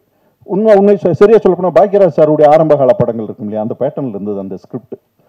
ஆனால் அந்த ஸ்கிரிப்டை எடுத்து போயிட்டு ஃபர்ஸ்ட் ஷெட்யூல் முடிச்சு வரும்போது இந்த ஸ்கிரிப்ட் என்ன டிமாண்ட் பண்ணுதுன்னா, இதே கதைக்களம் கொஞ்சம் பிரமாண்டப்படுத்திக்கணும், அதில் இன்னும் கொஞ்சம் அரசியல் தளமெல்லாம் உள்ள ஏற கிராமத்திலிருந்து கதை கொஞ்சம் விரிவடையும் போது எங்கள் கேரக்டர்ஸ் அதுக்கு பிறகு டெவலப் பண்ண சூழ்நிலை இல்லை. ஆனால் அந்த இருக்கிற கேரக்டர்ஸை வச்சோம்னா ஏதோ நடிகர்கள் ஒரு சீன் 2 சீன் மட்டும் வந்து போவாங்க. அது வந்து ஸ்கிரிப்டுக்கு ரொம்ப பாதிப்பு ஏற்படுத்தும்னு எங்கள் கேரக்டர்ஸையும் முழுமையாக அந்த இடத்துல விடுபட்டு போயிடுச்சு. ஆனாலும் நான் அந்த திரைப்படத்துக்குள்ளே நடிக்கிறேன் அப்படிங்கிறதுக்காக இந்த திரைப்படத்தில் வந்து உறவுகள்லாம் கிடையாது. எனக்கு நண்பர்கள் செய்கிறாங்க, அதை வந்து எனக்கு முடிஞ்சால் நான் நடிகனாக பங்களிப்பு செய்கிறேன், இல்லைன்னா நட்பாக பங்களிப்பு செய்ய போகிறோம். அதை தாண்டி அந்த திரைப்படத்தினுடைய படப்பிடிப்புக்கோ அதுக்கும் நான் போகிற சந்தர்ப்பம் எனக்கு அமையலை. ஆனால் இந்த படத்தை முழுமையாக முடித்து நான் பார்க்கும்போது ஆதம் பாவா இதில் மிகப்பெரிய ஒரு போராளியாக இருக்காப்புல. ஏன்னா ஆரம்பிக்கும் போது ஒரு சின்ன பட்ஜெட் படம்னு நினச்சி உள்ள நுழைஞ்சிருக்கலாம். ஆனால் அதுக்கு பிறகு இந்த படத்தை 3-4 கட்டங்களாக அது அந்த கதையை வந்து விவரித்து வேற ஒரு தளத்துக்கு போகும்போது எல்லா ஃப்ரேம்லேயுமே பெரிய தயாரிப்பாளராக இருந்தால் மட்டும்தான் அவ்வளோ செலவு செய்ய முடியும். எல்லா கூட்டம், காரு, ஆட்கள், அது வந்து அவ்வளவு சீக்கிரம் வந்து நம்மளால் ஏற்று செலவு செய்ய முடியாது. ஆனால் பாவா ஒரு தயாரிப்பாளராகவும் இயக்குனராகவும் இருந்து இந்த ஸ்கிரிப்டை சரியாக இப்படி தான் பண்ணணும், பார்த்துருவோம் அப்படின்னு மிகப்பெரிய போராட்டத்துக்கு இடையில் இந்த படத்தை முழுமை செய்திருக்கிறார்கள். இந்த திரைப்படத்தில் பங்கேற்ற அனைவருக்கும் என்னுடைய அன்புகளும் வாழ்த்துக்களும். காலம் மறுபடியும் இவர்களுக்கு தனது பேரன்பையும் பெரும் ஆசீர்வாதத்தையும் வழங்க வேண்டும். இது வந்து வெற்றியை நோக்கி முழுமையாக பயணித்து அவர்களுக்கு தொடர்ந்து கலைத்துறையில் அடுத்தடுத்த நிலைக்கு செல்கின்ற வாய்ப்புகளை வழங்க வேண்டும் என்று ஆசைப்பட்டு விடைபெறுகிறேன். நன்றி, வணக்கம். உயிர் தமிழுக்கு படம் May 10 அன்னைக்கு தியேட்டர்ஸில் ரிலீஸ் ஆக இருக்குது. ஜி மியூசிக் படத்தோட ஆடியோ ரைட்ஸை வாங்கியிருக்காங்க. ஸோ அடுத்தபடியாக நான் பேச கூப்பிட போகிறவரை பற்றி சொல்லணும் அப்படின்னா, மனதில் பட்டதை பட்டென்று பேசும் நல்ல மனசுக்காரர். தனக்கென சுயநலம் கொள்ளாமல் பிறரை மனதில் வைத்து யோசித்து எப்போதும் செயல்படுவார். இதனாலேயே நிறைய சிரமங்களை சந்திப்பவர். இந்த படத்துல கூட பல இக்கட்டுகளை சந்தித்தாலும் சிரித்த முகத்துடன் எதிர்கொள்ளும் திறமையாளர், இன்னும் நிறைய சாதிக்க இருக்கக்கூடிய தயாரிப்பாளரும் இயக்குனருமான ஆதம் பாவா அவர்களை பேச அழைக்கிறேன். அரங்கத்தில் இருக்கும் அனைவருக்கும் ஏக இறைவன்புறத்திலிருந்து சாந்தியும் சமாதானமும் உண்டாகட்டும். காலம் பொன் போன்றது. முதல்ல வந்து ஒரு 45 நிமிஷம் அந்த விழாவை தாமதமாக ஆரம்பித்ததுக்கு உங்கள்கிட்ட நான் மன்னிப்பு கேட்டுக்கிறேன். நான் ரெண்டாவதா என்னை இந்த உயிர் தமிழுக்கு திரைப்படத்திற்கு இயக்குனராக்கி அழகு பார்த்த எனது குரு அமீர் சாருக்கு, மக்கள் போராளி அமீர் சாருக்கு நன்றி.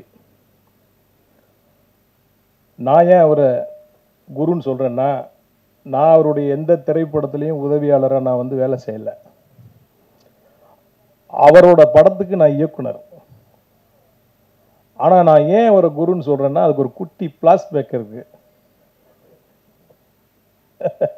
ஒரு குட்டி பிளாஸ்பேக் இருக்கு. கொஞ்சம் டைம் எடுத்துக்கிறேன், மன்னிக்கணும். என்னென்னா, ஒரு இயக்குனரை எனக்கு இது அரங்கேற்றம். இவங்கெல்லாம் பல அரங்கேற்றங்களை பார்த்தவங்க இந்த மேடையில் இருக்கிற எல்லா பேருமே. எனக்கு இது அரங்கேற்றம். அவரோட மௌனம் பேசியதே திரைப்படத்தோட ஆடியோ லான்ச் தான் எனக்கு சினிமாவில் ஃபஸ்ட்டு என்ட்ரி. நான் முதல்ல பார்த்த ஒரு இசை வெளியீட்டு விழா வந்து தேவி தியேட்டரில் மௌனம் பேசியதோட இசை விழா. அப்போ தான் நம்ம சினிமாவுக்கு வரணுன்ற ஒரு முழுமையான நம்பிக்கை சினிமா நமக்கு இருந்தது. ஊரில் இருக்கும்போதே நமக்கு சினிமா கனவுகள் இருந்தது. அவரை பார்த்து தான் நான் வந்தேன் சினிமாவுக்கு. ஏன் அந்த நம்பிக்கை, ஊரை விட்டு நம்ம கிளம்பி சினிமான்னு வரணுன்ற நம்பிக்கை ஏன் வந்ததுன்னா, உங்களுக்கு எல்லாருக்கும் தெரியாது, இந்த அரங்கத்திலேயே வந்து அதிகமாக அவரை பற்றி தெரிஞ்சது நானாக இருக்கணும். எப்படின்னா, எனக்கு விவரம் தெரிஞ்சு ஒரு 40 வருஷமாக அவர் எனக்கு தெரியும், விவரம் தெரிஞ்சு. ஏன்னா மதுரையில் என் வீட்டுக்கு எதிர்த்து வீட்டுக்காரர், அவர் என் சொந்தக்காரரு, என் வீட்டுக்கு எதிர்த்து வீட்டுக்காரரு.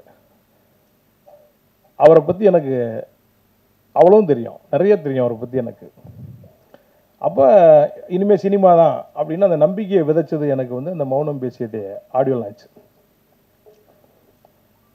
அதுக்கப்புறம் உதவி இயக்குனராக வந்து சேரணும்னு முடிவு பண்ண உடனே என்னோட நண்பர்கள்ட்ட சொல்கிறேன், கல்யாணம் பண்ணி குழந்தையெல்லாம் பெற்றுட்டோம், வயசு 30க்கு மேலே ஆயிடுச்சு, இனிமேல் சினிமாவில் போய் நீ போய் எப்படி பாக்கலாம், சரியாக வருமா அப்படின்னு ஒன்று. ரெண்டாவது என்னென்னா, நான் மதுரையில் பிஸ்னஸ் பண்ணிகிட்டு இருக்கேன், ஏட்ட 40-50 பேர் வேலை செஞ்சிட்ருக்கான். இதெல்லாம் விட்டுட்டு சினிமாவுக்கு போய் நம்ம எப்படி, ப்ரொடியூசராக வரல, நான் டைரக்டர் ஆகணும்னு தான் நான் வந்தேன் நான் அப்படின்னு டிஸ்கஸ் பண்ணும்போது, சரி ஒரே முடிவாக நம்ம போயிடலாம் அப்படின்னு சொல்லிட்டு வரேன். அப்படி வரும்போது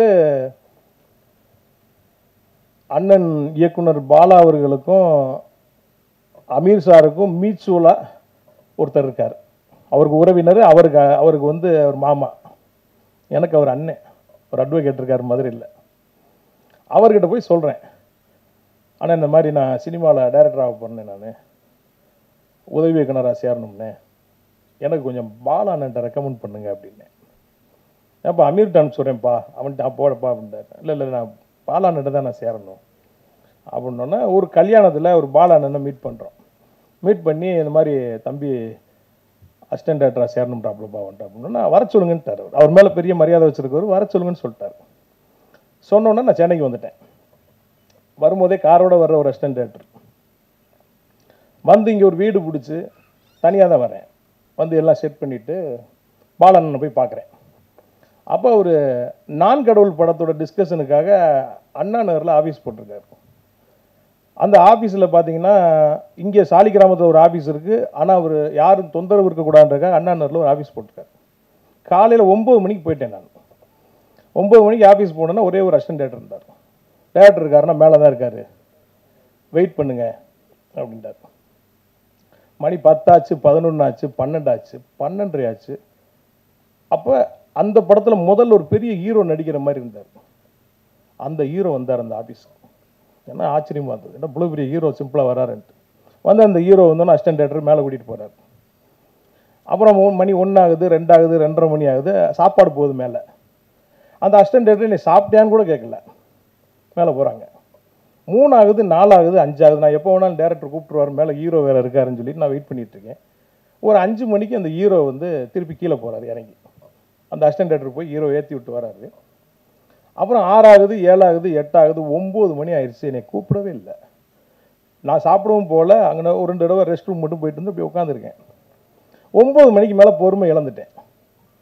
இது நமக்கு சரியாக வராதுன்னு சொல்லிட்டு காரை எடுத்துகிட்டு நான் வரேன். எம்எம்டி கிட்ட வரும்போது எனக்கு மதுரையிலேருந்து ஃபோன் வருது, அந்த என்னை ரெக்கமெண்ட் பண்ணவர். எப்பா பாலா கூப்பிட்டானா, நீ கிளம்பிட்டியாமலப்பா? ஏன்னா காலையில் 9 மணிலேருந்து நைட்டு 9 மணி வரைக்கும் உட்காந்துருக்கேன், கூப்பிடவில்லை என்னென்ன அப்படின்ட்டு. அவனை டெஸ்ட் பண்ணியிருக்காயா அவனைய? அண்ணே சாப்பிட கூட கூப்பிட்டு, சினிமாவில் பட்டினியும் தாமதமும் தாண்டா முதல்ல வந்து நீ பழகிக்கணும். அவனை டெஸ்ட் பண்ணியிருக்கான், முதல் டெஸ்ட்லேயே நீ தோற்று போயிட்ட பாரு, நீ அவன் கூப்பிட்றான், நீ போண்டார். நான் அப்படியே யோசித்தேன், நான் இல்லைண்ணே இது எனக்கு சரியாக வரலண்ணே, நான் அமீர்கிட்ட போயிடுறேண்ணே அப்படின்ன உடனே, சரி ஓ இஷ்டம், நான் அவன்கிட்ட சொல்லிடுறேன் நீ போ அப்படின்ட்டு. அப்புறம் இவர்கிட்ட வரேன். இவர்கிட்ட வந்தால் அப்போ ராம் படம் பருத்தி வீரனுக்கு டிஸ்கஷன் நடந்துகிட்ருக்கு. அப்போ அவர்கிட்ட போய் நான் அந்த மாதிரி அசிஸ்டன்ட் டேரக்டர் ஆனோன்னே அவர் ஷாக்கு. ஐயோ உனக்கு சரியாக வராது அதெல்லாம் நல்லா ஏன் நம்மளை பற்றி தெரியும், நம்ம ஊரில் எப்படி சுற்றணும் எப்படி தவளை தெரியும்லாம் அவருக்கு தெரியும். அப்போ நான் சொல்கிறேன், இல்லைங்க உங்கள் ஆஃபீஸில் வெளியே ஒரு போர்டு வச்சுருக்கீங்க, கீழ்ப்படியை கற்றுக்கொள் கட்டளையிடும் பணி தானாய் வந்து சேரும்ட்டு. அதை நான் ரொம்ப நேரமாக படிச்சுட்டு இருந்தேங்க. நீங்கள் நினைக்கிற மாதிரிலாம் நடக்காது, கற்றுக்கிறோன்னு வந்திருக்கேன், நான் எந்த தியாகத்துக்கும் தயாராக இருக்கேன் அப்படின்ட்டு. அப்படியா சரி, இந்த கூலிங் கிளாஸ் ஹீலிங் கிளாஸ் எல்லாம் கலட்டிட்டு ஓடி ஆடி வேலை செய்கிற மாதிரி ரெடியாகி வாங்கன்றாரு. அப்புறம் அந்த பருத்தி வீரனுக்காக சாலி கிராமத்தில் ஒரு ஆஃபீஸ் போடுறாங்க. அங்கே போகிறேன். முன்னாடி உறவினரை நான் அவரை பார்க்க வரும்போது சசி தான் ஆளி நல்லா இருப்பார் ஆஃபீஸில். உதவி இயக்குனரை பார்க்க வரும்போது பார்த்தீங்கன்னா நான் வந்தோன்னே உள்ளே கூப்பிடுவார், சாப்பாடு வாங்கி தருவார், ரொம்ப ஜாலியாக பேசுவார். நான் அது மாதிரி நினச்சிக்கிட்டேன். இங்கே காலையில் இவர் ஆஃபீஸுக்கு போகிறேன் 10 மணிக்கு. போனோன்னே நான் வந்திருக்கேன் அவர்கிட்ட சொல்லுங்கள் அப்படின்ட்டு சொல்கிறேன்ட்டு ஒருத்தன் போகிறான். அங்கேயும் 10 ஆகுது, 11 ஆகுது, 12 ஆகுது, 1:30 மணி 2 ஆகுது. அங்கே சாப்பிட்டியான்னு கூட கேட்கல. ஆனால் இங்கே கொஞ்சம் நல்லவங்க எல்லாரும், அண்ணே சாப்பிட்டுருங்கண்ணே, சாப்பிட்டுருக்கண்ணே இல்லைங்க பரவாயில்ல சாப்பிடுங்கண்ணே வாங்கண்ணே அப்படின்ட்டு சாப்பிட்றேன். 3 ஆகுது, 4 ஆகுது, 5 ஆகுது, 6 ஆகுது. அவர் வர்றாரு வெளியே. வந்தோன்னு அப்படி பார்க்குறாரு. அது வான்னு சொல்லலை, ஏன்னு சொல்லலை, எதுக்குமே சொல்லலை. அப்படி ஒரு பார்வை அப்படி பார்க்குறாரு. அப்படியே கீழே இருந்து மறுபடியும் பாட்டு காரில் ஏறி போயிட்டார். அப்போ சுந்தர்னு பிஆர் இருந்தார். அவர்தானே என்னண்ணே வர சொன்னார், நான் வந்தேன். நான் என்ன நினச்சி போயிட்டேன்னா காலையில் 10 மணிக்கு போனால் வெயிட் பண்ணிட்டு இருப்பார். பருத்தி வீர ஸ்கிரிப்ட் எடுத்து நம்ம கையில் கொடுத்துட்டு போய் முதல்ல அந்த ரூமில் உட்காந்து படிங்க, அப்புறம் மத்தியானம் நம்மளை கூப்பிட்டு டிஸ்கஸ் பண்ணுவார். அப்படிலாம் வரேன். படம் மாதிரி கற்பனையில் நான் உட்காந்துருக்கிறேன். ஏன்னா என்னன்னு கிடக்காங்க கூட போயிட்டாரடா அவர் அப்படின்னு சொல்லிட்டு அப்படியே அவங்க இல்லைங்க அது என்னன்னு தெரியல, அவர் என்ன மூடில் இருந்தாருன்னு தெரியல.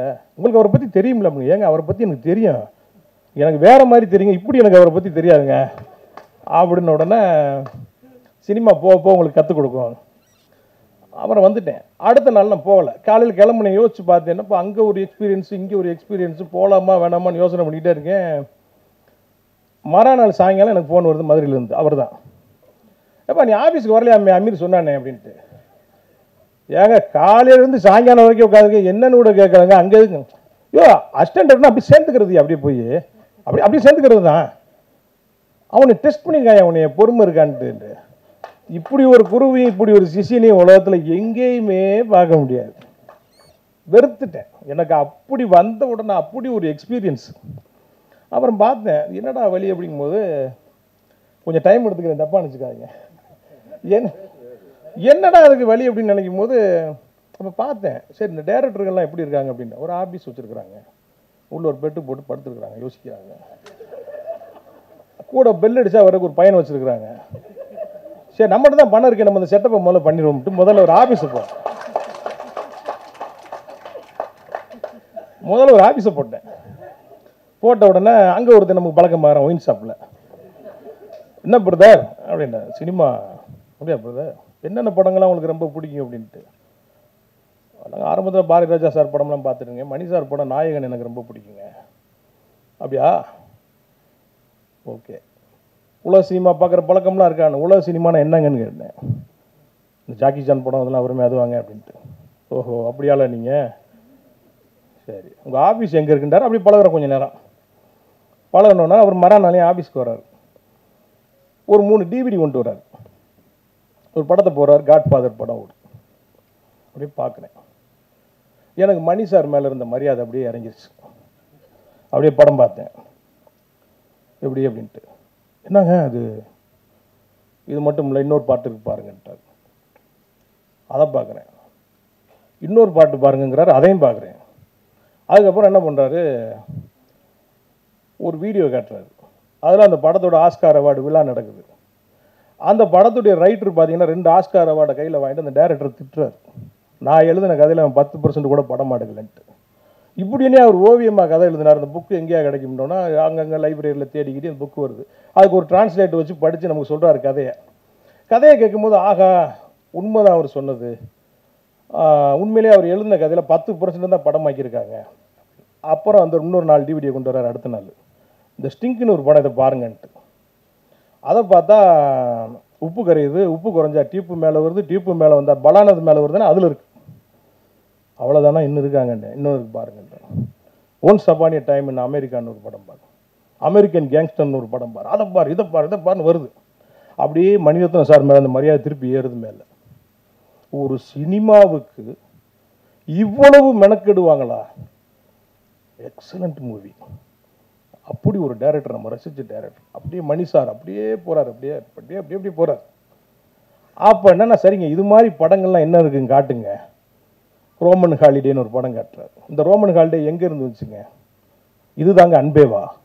அன்பேவாவா ரோமன் ஹாலிடேவான்னு பார்த்தா அது அப்படி தான். அன்பேவா உயிரே உனக்காக ஆகுது, உயிரே உனக்காக. அப்புறம் பார்த்தீங்கன்னா மறுபடியும் கஜினி ஆகுது, அப்படி வந்துட்டே இருக்குது. அப்போ இதெல்லாம் பார்க்குறோம். அப்புறம் நண்பர்கள் நமக்கு பழகுறாங்க. அப்புறம் அவங்க 2 பேர்ட்டையும் சேரணும்னு சினிமா கற்றுக்குன்னு நினச்சேன். ஆனால் காலம் என்னை கொண்டு போய் இவர்கிட்ட தள்ளி விட்டுச்சு. நம்மள்கிட்ட தவறா சொல்ல தலைவா கோச்சுக்கிறாங்க. படம் ஷூட்டிங் போகிற 2 பேரும் அப்போ கொஞ்சம் சாப்பிடுவோம். நாங்கள் 2 பேரும் சாப்பிட்டு அப்படியே பயங்கரமாக ஆட்டம் பாட்டமாக ட்ரெயினில் போகிறோம். காலையில் இறங்கி பார்த்தா ஸ்கிரிப்டை காணோம். இப்போ மாதிரி பார்த்தீங்கன்னா ஃபோனுக்குன்னு இந்த வசதியெல்லாம் இல்லை. ஒரு 2 காப்பி ஒன்று கையில் வச்சுருக்கோம், ஒன்று ஆஃபீஸில் இருக்குது. ப்ரொடியூசரோட சொந்த ஊரில் ஷூட்டிங். சீன் பேப்பர் இல்லாமல் எங்கிட்ட ஷூட்டிங் எடுக்கிறது காலையில். அப்புறம் அங்கே ஃபோன் அடிச்சு, இங்கே ஃபோன் அடிச்சு, டிடிக்கு அடிச்சு, அவனுக்கு அடிச்சு, இவனுக்கு அடிச்சு, எவனுக்கு அடிச்சும் ஸ்கிரிப்ட் கிடைக்கல. அப்புறம் உட்காந்து ஒரு சீனை எழுதி எடுத்துக்கிட்டு இருக்கோம். அப்புறம் வர்றாங்க. சினிமாவில் என்னெல்லாம் செய்யக்கூடாதுங்கிறத, ஏன்னா அவருக்கு ஹீரோ கிடைக்கல. இவன் தான்ப்பா நமக்கு ரஜினி, இவன் தான்ப்பா நமக்கு கமல்னு எடுக்கிறாரு படம். ஹீரோ கிடைக்கல அவருக்கு. என்னெல்லாம் செய்யக்கூடாதுங்கிறத இந்த முகாமில் இருந்து கற்றுக்கிட்டேன். அதில் ஒரு ஹீரோ நடித்தான். அவன் பாருங்க படம் அவன் ஆக்சிடென்டல் பிரைம் மினிஸ்டர் மாதிரி ஆக்சிடென்டலாக ஹீரோவான அவன் நாள் நைட்டு. அவன் பாதி படம் போயிட்டு இருக்கும்போது பார்த்தீங்கன்னா ஆர்டி ராஜ்யார் கேமரா அடுத்து அவர் கூப்பிட்றாரு, இவர் கூப்பிட்றாருங்கிறா முடியல. மொட்டை அடிக்கணும் இவர் ஒரு சீன் இன்ட்ரோல் பிளாக்கு. அதை கடைசியாக கிளைமாக்ஸ் முடிஞ்சு மொட்டை அடிக்க மாட்டேன்ட்டான் கிளைமாக்ஸில். அப்புறம் அவனோட நான் சண்டைக்கு போய் கடைசியில் இந்த படத்தில் எனக்கு அசிஸ்டன்ட் எடுத்து காட்டி அவங்க போடல, போங்கடான்னு விட்டுட்டேன். இப்படி அப்படியே நம்மளோட சினிமா ட்ராவல் அப்படியே மாறி மாறி மாறி மாறி இன்னைக்கு காலம் எங்கே கொண்டு வந்து என்னை விட்டுருக்குன்னா, அவர் படத்துக்கு நான் டைரக்டர்.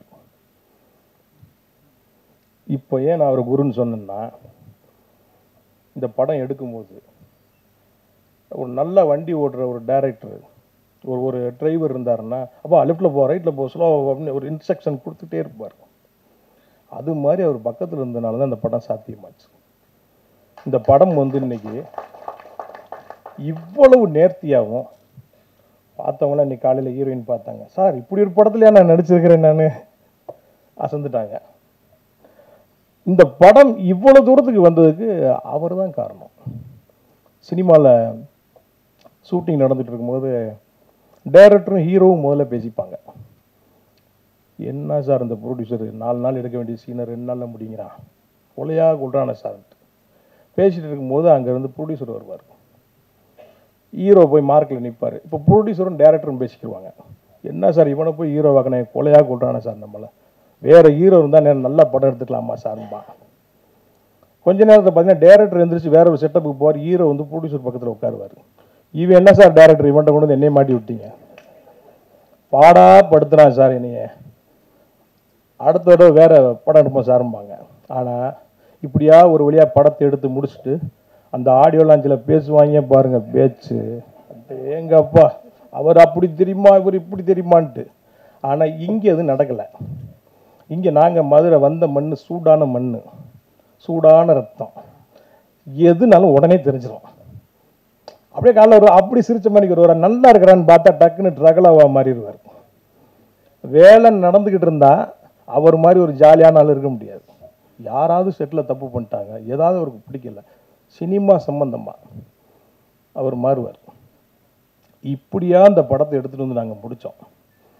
இதை எடுத்து கொண்டு வந்து சரி இந்த படத்தை ரிலீஸ் பண்ணுவோம் அப்படின்னு ஒரு ரெடியாகி வரும்போது, இப்போ சொன்னாங்கல்ல சார் பொன்வண்ணன் சார் மதுரையில் பாஷாவாக இருந்தார், சென்னையில் மாணிக்கமாக மாறிட்டாருன்ட்டு அவரை இப்போ தாவூத் இப்ராஹிம் மாற்றிட்டாங்க. இங்கேருந்து போனாயே பாருங்கள் லாங் ஜம்ப்பு அட்டேட்டாங்கப்பா.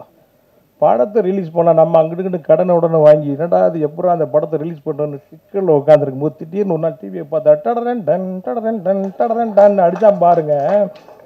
ஓட்டா மண்டையில் 3 பேர் கவர் மாட்டிக்கிட்டு நிற்கிறான். ஐயோ 2000 கோடி 3000 கோடி 5000 கோடி. இவங்க என்னவா இருக்காங்கன்னா அவனை இங்கே ஆரம்பித்து, அதாவது இரட்டை கோபுர வழக்குக்கு இடிப்புக்கும் அமீருக்கும் சம்பந்தம் இல்லைன்றதை தவிர அனைத்தையும் சொல்லிட்டான். அல் கொய்தாக்கு நம்ம தான் பயிற்சி கொடுத்த மாதிரியில் வச்சுன்னு சொல்லுவாங்க போல. ஒரு அளவு வேணாமாங்க, புழுனித்தனத்துக்கு ஒரு அளவு வேணாமா? ஒரு வாய் இருக்குன்றக்கா என்ன வேணாலும் பேசலாமாங்க? அப்படியே அதிர்ச்சியில் இருக்கீங்க. வீட்டில் ஏங்க இங்கே பாருங்க 2000 கோடியாங்க, நீங்கள் ஏங்க நகையெல்லாம் வாங்கி அடை வச்சு படம் எடுத்தீங்க? அவர்கிட்ட காசு வாங்கிக்கலாம்லங்க. ஏன்னா இவ்வளோ பணத்தை வச்சுக்கிட்டு பார்த்தீங்களா, உங்ககிட்ட அப்பப்போ பணம் வாங்கியிருக்காருங்க அவர். என்னங்க இது அநியாயமாக இருக்குங்க இது. நீங்கள் எதாவது கேளுங்க, வெளியே சைடில் இருந்தால் போய் வாங்கிட்டு வாங்க போங்காடு. ஏய் நீ என்னம்மா பவுடருக்கு மெத்துக்குத்துல என்னமோ பெரிய பேர்லாம் சொல்லிட்டு இருக்காங்க, நீ என்னம்மா அப்படின்ட்டு. அப்புறம் அப்படியே பார்த்தேன், அவருக்கு ஃபோன் அடித்தேன். எங்கங்க இருக்கீங்க? நான் ஆஃபீஸுக்கு வாங்கன்ட்டு போனால் அப்படி தனியாக உட்காந்துருக்காரு. என்னங்க வெளியே என்னமோ நடந்துட்டு நீங்கள் வாடகைக்கு இப்படி உட்காந்துருக்கீன்றேன். எங்கேயா போக சொல்கிறேன், நீ பொண்டாடி பிள்ளைலாம் டூருக்கு ஓட சொல்றியா? என்ன நடக்குதுன்னு ஒன்றே மாதிரி தான் எனக்கும் தெரியல அப்படின்னு உட்காந்துருக்காரு. அப்புறம் அப்படியே உட்காந்துருக்கோம். ஒன்று ஒன்றா வந்து இந்த படத்தோட வியாபாரத்தை மொத்தமாக கலைச்சி விட்டாங்க. இதில் என்னென்னா, அவர் வச்சு படம் ஆரம்பித்த உடனே அவரால் உருவான ஒரு ஹீரோ ஒருத்தர் எனக்கு ஒரு இடத்துல பார்க்குறாரு. அவர் என்ன நட்பில் இருக்கிறார். ஒரு ஹீரோ சாரை வச்சு படம் பண்ணுறீங்க, ரைட்டு, படத்தை நல்லபடியாக முடிச்சிட்டிங்கன்னா நான் உங்களுக்கு ஒரு டேட் தரேன்ட்டார். இப்போ ஒரு 50 கோடி ரூபாய்க்கு இருக்க ஒரு வியாபாரம். நான் கேட்க போகிறதில்ல, அவர் கொடுத்தாலும் எனக்கு வேணாம். எனக்கு இப்படிலாம் இன்றைக்கி இந்த வியாபாரத்தில் பாருங்கள், அவரால் உருவாக்கப்பட்ட ஒரு தயாரிப்பாளர், நானும் ஒரு சக தயாரிப்பாளர், என்னென்ன வழியில் இந்த படத்தை கெடுக்க முடியுமோ. சார் பேசலாமா? இது உங்களெல்லாம் வச்சுக்கிட்டு எனக்கு சரியான தெரியல. என் மனசில் இருக்கிறத நான் சொல்கிறேன். ஆமாம், என் மனசில் இருக்கிறத நான் சொல்கிறேன். அடுத்து என்னென்ன செய்ய முடியுமோ. எஃப்எம்எஸ்க்கெல்லாம் பார்த்தீங்கன்னா 15 நாளைக்கு முன்னாடி கொடுக்கணும். அப்போ துபாயெல்லாம் சென்சார் பண்ண முடியும், சப்டைட்லாம் போட முடியும். எல்லாத்தையும் கெடுத்து அப்போ நான் என்னென்னா, இது என்னடா சோதனைன்ட்டு. ஒரு காலம் இருந்தது மாதிரி இல்லை. அவர் சொன்னார்ல, பொறுக்கியாக இருந்தவர் வந்தவர் சாருன்ட்டு. நம்மளும் கிட்டத்தட்ட அதே கேட்டகரி தான். அங்கங்கே கூட்டமாக போய் சண்டை போடுறது. ஒரு சினிமா பார்க்க போகிற அந்த கூட 10 பேர் போகும்போது பருத்தி வரல குறுவாள் எடுப்பான் பாருங்க, அப்படி வாள் எடுத்து சொல்லிட்டு போவான், ஏவனா எங்கேயும் அடிச்சு போடுவான் நம்மளை அப்படின்ட்டு. அப்படிலாம் ஒரு காலம் இருந்தது. இதுக்கெல்லாமா நம்ம பயப்பட போகிறோம் நம்ம? ஆனால் எந்தெந்த வழியில் கெடுக்க முடியுமோ எல்லா வழியிலையும் கெடுத்தார். கடைசி என்னென்னா, என்கிட்ட நல்லா பேசவும் செய்வார், அப்பப்போ பேசவும் செய்வார். ஒரு நண்பர் அவர் பேசுனதை ரெக்கார்ட் பண்ணி எனக்கு அனுப்பிச்சி விட்டார். இப்போ என்கிட்ட இருக்குது, என் கையில் இருக்குது, பாருங்க அப்படின்ட்டு. அப்புறம் இது என்ன சொல்கிறது, இது காலம்தான் அதுக்கு பதில் சொல்லணும். இது நம்ம அதெல்லாம் தாண்டி வந்துட்டோம். காலம் கண்டிப்பாக அதுக்கு பதில் சொல்லணும். பார்க்கலாம், ரைட்டு. அப்புறம் மக்கள் போராளி படம் முடிஞ்ச உடனே அப்படியே பார்க்கும்போது அந்த படத்துக்கு வெறுமனே அமீர் அப்படின்னு ஒரு டைட்டில் இருந்தால் நல்லா இருக்கும் அப்படின்னு அப்படியே யோசிக்கும் போது, ஷூட்டிங் நடக்கும்போது பார்த்தீங்கன்னா அப்பப்போ ஹீரோ மதுரை கிளம்பிடுவார். என்னங்க மதுரை ஊருக்கு, நம்மளும் அதே ஊர் தானே, என்ன இவ்வளோ பாஸ் அப்படின்னா வாய்தாக்கு போகிறார் ராமநாதபுரத்துக்கு. டைரக்டர் அவர் பஸ் லெஸ்லாம் போக முடியாது. ஒரு தடவை போன ஃப்ளைட்டில் போனால், காரில் போனால் 10,000 20,000 செலவாகும். பருத்தி வீரன் மாதிரி அவ்வளோ பெரிய கிட்ட கொடுத்துட்டு அடுத்த ஹீரோ யார், எத்தனை கோடி சம்பளம், எவ்வளோன்னு போகாமல் இந்த தமிழ் சமூகத்துக்காக சிறைக்கு போனவர் என்னோட ஹீரோ. அவர் கூட போன எங்கள் அண்ணன் செந்தமிழன் சீமான் இன்னைக்கு ஒரு பெரிய அரசியல் கட்சியோட தலைவராக இருக்கிறார். அவர் சினிமா மேலே இருக்க காதலில் சினிமாவில் அவர் இருக்கிறாரு. வழக்கு போட்டது தெரியும், போனது தெரியும், வந்தது தெரியும். அந்த வழக்குக்கு எத்தனை வருஷம் அலைஞ்சாங்கன்றது எனக்கு தெரியும். 10 ஆண்டுகள். எத்தனை வருஷம் சார் இது இருக்கும்? 10 வருஷம். வாய்தாக்கா 2 வாய்தா 3 வாய்தா சேதாப்பில் போகலன்னா வாக்கில் சார் வரலைன்னா வாரண்ட் ஆயிரும் சார். இப்படியா போய் கடைசியில் நீதிமன்றத்தில் அவங்க விடுதலை ஆகும்போது அந்த நீதிபதி சொல்கிறாரு அவங்க 2 பேரையும் பார்த்து, நீங்கள் இதெல்லாம் பயப்படாதீங்க, எதுக்கெல்லாம் இது மாதிரி தொடர்ந்து குரல் கொடுங்கன்னு சொல்கிறாரு. அப்படி சர்டிஃபிகேட் வாங்கிட்டு வந்து ஒரு நீதிமன்றத்தில் என்னோட ஹீரோ மக்கள் போராளி அமீர். நீங்கள் எப்படா சர்டிஃபிகேட் கொடுப்பீங்க அவருக்கு? தாவூத் இப்ராஹிம் ரேஞ்சில் மக்கள் மனதில் இருக்கிறார், தமிழக மக்களுடைய இதயங்கள் இருக்கிறார் அமீர். 20 ஆண்டுகளாக வந்து அவருடைய திரைப்பட வாழ்க்கையை பின்னோக்கி நீங்கள் பார்த்தீங்கன்னா அவ்வளோ ஃபுட்டேஜ் இருக்கு. மக்கள் போராளி அமீர்னு நான் ஒரு புத்தகமே எழுதிக்கிட்டு இருக்கிறேன், கூடிய சீக்கிரம் வரப்போகுது. 20 ஆண்டுகளாக அந்த தமிழ் சமூகத்துக்கு எப்படி அவர் களத்தில் நின்றார். அனிதா மரணம்னா அங்கே நிற்பார், கூடங்குளம் அனல் மின் நிலையம்னா அங்கே நிற்பார், ஜல்லிக்கட்டுக்கான போராட்டம்னா அங்கே நிற்பார், காவிரி இஷ்யூன்னா அங்கே நிற்பார், எல்லா இடத்துலையும் நிற்பார். கோடிகளை குமிச்சுக்கிட்டு இருக்கிற இந்த சினிமாவில் அதுதானங்க வர்றோம். அங்கே இப்படி ஒரு ஆள், இவருக்கு இப்படி ஒரு பட்டம் கொடுக்கலன்னா வேற யாருக்கு கொடுக்கறது? எக்காலத்திலையும் என்னை வந்து அவர் என்னோட குருநாதர், ஒரு மக்கள் போராளி. அப்புறம் என்னன்னா இந்த படம் வந்து அமீர், உயிர் தமிழுக்கு அவெல்லாம் பார்த்தோன்னா ஒரு முரட்டு அரசியல் படமாக இருக்கும், சீரியஸான படமாக இருக்கும். அதல்ல அது இருக்குது, அரசியல் இருக்கு, முழுமையான அரசியல் இருக்குது. நம்ம கவிஞர் சொன்ன மாதிரி அது வந்து ஒரு நையாண்டியாக இருக்கும். அது அப்படி சிரிச்சுட்டு அப்படி போகிற மாதிரியான ஒரு படமாக இருக்கும். காதல் பிரதானமாக இருக்குது. நீங்கள் அந்த சாங் பார்த்தீங்க, சிவகார்த்திகேயனுக்கு டப்பு கொடுத்துருக்காரு நம்ம ஹீரோ. அவ்வளோ அழகா ஸ்க்ரீனில் அவ்வளோ அழகாக இருக்கிறாரு. நான் நிறைய பார்த்தேன் ஷூட்டிங்கில், நான் பார்ப்பேன். நான் ஒரு குறிப்பிட்டு சொல்ல போனோம்னா ஒரு காட்சி, அந்த நீங்கள் முதல் சாங்கில் பார்த்துருப்பீங்க, அந்த புலி வேஷம் போட்டு ஆடுவார். அவருக்கு முதல்ல கம்பு சுத்த தெரியாது. அந்த புலி வேஷம் அந்த வந்து தீனா மாஸ்டர், சார் புலி வேஷம் நாளைக்கு வச்சுக்கிறோங்கிறாரு. பார்த்தா ட்ரெயின் பண்ணிட்டு இருக்காரு அவர். ஏன்னா அவ்வளோ பேர் ஷூட்டிங்கை வேடிக்கை பார்க்குறான், சாங்கு அதில் புலி வேஷம் போடணும், அதை ஆடணும், கம்பு சுற்றணும், இதெல்லாம் செய்கிறாரு. பார்த்தீங்கன்னா இப்போ ட்ராக் போகுது, ட்ராலி போகுது, கேமராவும் ஒரு அந்த ஃபேவராக இருக்கணும். என்னங்க ஒரு டைரக்டர், அவ்வளோ பெரிய ஹிட்டு கொடுத்த டைரக்டர் காலத்தில் நின்று நடிக்கும் போது என்னங்க அது சார். நான் கலைஞர், அவருடைய கதைகள்லாம் எனக்கு தெரியும். அவர் அடுத்தடுத்து என்ன மாதிரியான படங்கள் பண்ண போகிறான்னு சில கதைகள் தெரியும். அவரை வேலை செய்ய விடுங்க. அவரை நல்ல திரைப்படங்கள் தமிழகத்துக்கு வரும், மக்களுக்கு பயனுள்ள திரைப்படங்கள் வரும், அவர் வேலை செய்ய விடுங்க. அதே மாதிரி சாந்தினி சரியா? கேட்டுக்கிறேன். சாந்தினி ஃபஸ்ட்டு ஷெடியூலில் ஷூட்டிங் வரும்போது ஹீரோயின் இருக்கிற இடமே தெரியல. கூப்பிட்டா வர்றாங்க, போகிறாங்க, ஷார்ட் முடிஞ்சோன்னு போகிறாங்க. அப்போ நான் வந்து என்ன பண்ணேன், ஒரு பிரேக்கில் சொல்கிறேன், ஏம்மா இப்படிலாம் இருக்கக்கூடாதும்மா இங்கே சினிமாவில். ஏம்மா ஒரு ஹீரோயின் வந்திருக்கு, ஒரு ஷெடியூல் போயிட்டுருக்கு, ஹீரோயின் அதை கேட்டாங்க இதை கேட்டாங்கன்னு 4 பேர் வந்து என்னை கம்ப்ளைண்ட் பண்ணாதாம்மா நீ பெரிய ஹீரோயின் ஆக முடியும். இருக்கிற இடமே தெரியாமல் இப்படி இருந்தால் என்னம்மான்றேன். சார் எனக்கு புரியல சார், நீங்கள் ஏதாவது கேட்கணுமா, எனக்கு இந்த தண்ணி சரியில்லை, மினரல் வாட்டர் கொடுங்க குளிக்கிறதுக்குன்னு எதாவது கேட்கணும்ல. எதையுமே கேட்கல. அப்படி ஒரு ஆர்டிஸ்ட், எந்த கஷ்டமும் நம்ம கொடுக்கல, அப்படி ஒரு ஒத்துழைப்பு கொடுத்த ஒரு ஆர்டிஸ்ட்டு அவங்களுக்கு நல்ல இந்த படத்துக்கு பிறகு. ஏன்னா அமீர் சார் தமிழ்நாட்டில் ஒரு பெரிய ஆள் தெரியும். அவருக்கு இணையா படத்தில் ஸ்க்ரீன் ஸ்பேஸ் இருக்குது உங்களுக்கு. ஒரு மன்னன் படத்தில் விஜயசாந்த் ரஜினிகாந்த் பார்த்த மாதிரி, சவாலை சமாளியில் வந்து சிவாஜி சாரும் ஜெயலலிதா அம்மாவும் பார்த்த மாதிரி ஒரு ஈக்குவலான ஒரு ஸ்பேஸ் அவங்களுக்கு ஸ்க்ரீனில் இருக்குது. இந்த படத்துக்கு அப்புறம் அவங்கள இந்த தமிழ் சினிமா பயன்படுத்தும்னு நினைக்கிறேன் நிறையா. அப்புறம் அண்ணாச்சி இந்த படத்தில், அந்த படத்துக்கு முதல்ல நான் நினச்ச ஹீரோ வந்து அண்ணன் வைகை புயல். நிறைய பேசுகிறேனோ ஏன்னா அப்புறம் பட்ஜெட்டு மற்ற விஷயங்களை பார்க்கும்போது அண்ணன் பெரிய சம்பளத்தில் இருக்கிறாரு. அவருக்கு இவருங்க எப்போவுமே பாருங்கள் ஒரு வாக்கிய வரப்பு தராரு இருக்கும் 2 பேர்த்துக்கும். அவர் ஒரு ஏரியாவில் இருப்பார், இவர் ஒரு ஏரியாவில் இருப்பார். அப்புறம் அப்படி இப்படின்னு போய் கடைசியில் அண்ணாச்சி. அப்போ படம் ஃபுல்லாக வர்ற கேரக்டர் மொத்தமாக அப்படி ஒரு தூக்கி நிப்பாடுற பக்கத்தில் ஒரு சப்போர்ட்டிங் ஆர்டிஸ்ட்டாக, ஒரு காமெடியனா, ஒரு குணச்சித்திர நடிகராக எல்லாமே இருக்கிற ஒரு கேரக்டரு அருமையாக பண்ணியிருக்காரு. நீங்கள் ஃபைனலாக படம் பார்க்க போகும்போது அப்படி ஒரு காமெடி பண்ணியிருக்காங்க. இது அவருக்கு ஒரு முழுமையான ஃபுல் மீல்ஸ் கொடுத்துருக்காங்க அண்ணாச்சிக்கு.